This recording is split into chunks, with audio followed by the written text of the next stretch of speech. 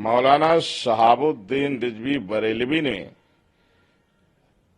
जो बयान दिया है उनके ऊपर राष्ट्रद्रोह बनता है।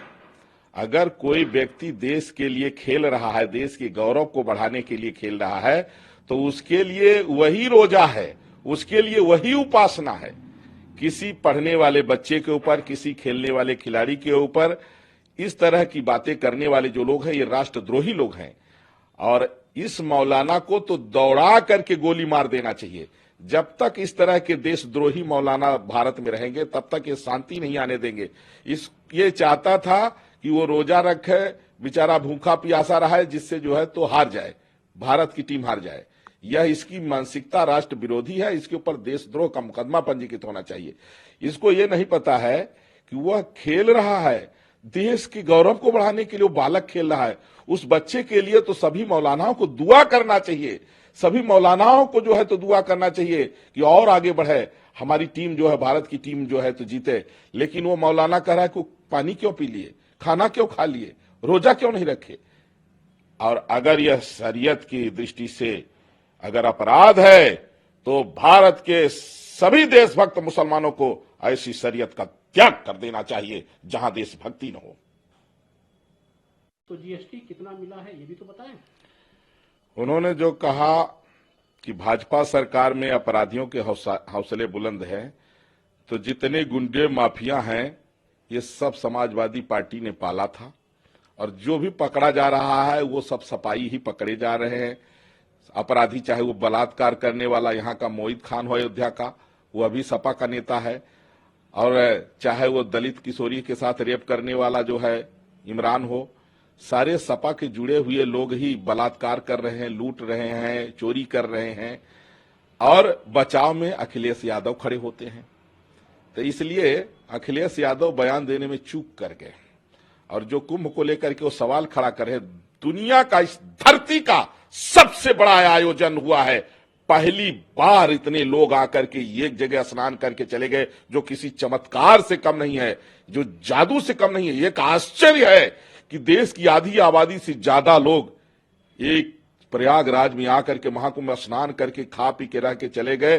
कहीं एक जो है तो कंकड़ तक नहीं दिखा, कहीं एक पन्नी तक नहीं दिखी, कहीं एक खड़ तक नहीं दिखा। इतनी स्वच्छता इनको पच नहीं रहा है। आज पूर्ण महाकुंभ की चर्चा पूरे विश्व में हो रही, सब जगह वाहवाही जय जयकार हो रही है, इनको नहीं पच रहा है।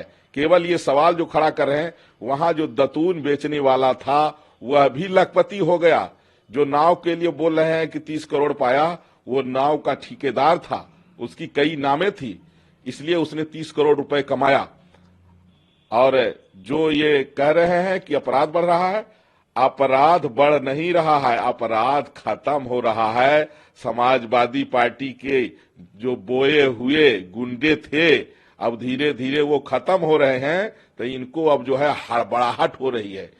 और अखिलेश यादव अगर चाहते हैं कि उत्तर प्रदेश अपराध मुक्त हो, तो क्यों नहीं मांग करते कि मोहित खान को फांसी हो, क्यों नहीं मांग करते हैं कि वो दलित के साथ में इमरान ने जो बलात्कार किया उसको फांसी हो। ऐसा नहीं बोलेंगे क्योंकि मुसलमानों का वोट कट जाएगा। इसलिए भगवान अखिलेश यादव को सद्बुद्धि दे, राष्ट्र विरोध की जो इनके अंदर बू आ रही है, गंदगी भरी है, उस गंदगी को पहले साफ करें। मैं धन्यवाद दूंगा उत्तर प्रदेश के यशस्वी मुख्यमंत्री योगी आदित्यनाथ जी को, जो उत्तर प्रदेश को उत्तम प्रदेश बना दिए हैं, और लगातार जो है उत्तर प्रदेश आगे बढ़ रहा है इस महाकुंभ से। उत्तर देखिए, क्रिकेटर मोहम्मद शमी साहब की मैं बहुत इज्जत करता हूं, एहतराम करता हूं। वो हमारे हिंदुस्तान के फर्जंद जलील हैं और नामवर शख्सियत हैं। मेरी नेक ख्वाहिशात, तमन्नाएं, आरजुएं उनके साथ में वाबस्ता हैं। अल्लाह उनको मज़ीद कामयाबी अता फरमाए। मैंने उनके ताल्लुक़ से जो कुछ कहा वो शरीयत की रोशनी में मैंने कहा। कुरान व हदीस की जो बात थी वो बात मैंने कही कि उन्होंने रोज़ा नहीं रखा, और जब रोज़ा नहीं रखा तो फिर जो रोज़ा नहीं रखेगा ये इस्लाम के फ़राइज़ अरकान में से एक रुकन है, तो जो भी तारिक होगा, छोड़ेगा, वो गुनहगार होगा। मैंने यही मसले शरई बयान किया था। उस पर इतना तूफान मचाने की कोई ज़रूरत नहीं थी। ये अजीब तुरफा तमाशा है लोगों का कि अगर शरीयत की बात करो, मजहब, अपने मजहब की बात करो, तो उसको कहीं न कहीं, कहां से कहां उसको जोड़ दिया जाता है और उसको सियासी रंग दे दिया जाता है। ये लोगों का जहनी दिवालियापन है। और मैंने उनके मुसलमान होने पर, अच्छा मुसलमान या बुरा मुसलमान होने पर, या उनके करप्शन पर, या उनके खानदान में जो उनका झगड़ा विवाद रहता है, उनका पारिवारिक विवाद रहता है, मैंने इस पर कोई बात नहीं कही थी। मगर मेरे बयान को बहुत ज्यादा तूल दे दिया गया। खैर, कोई बात नहीं।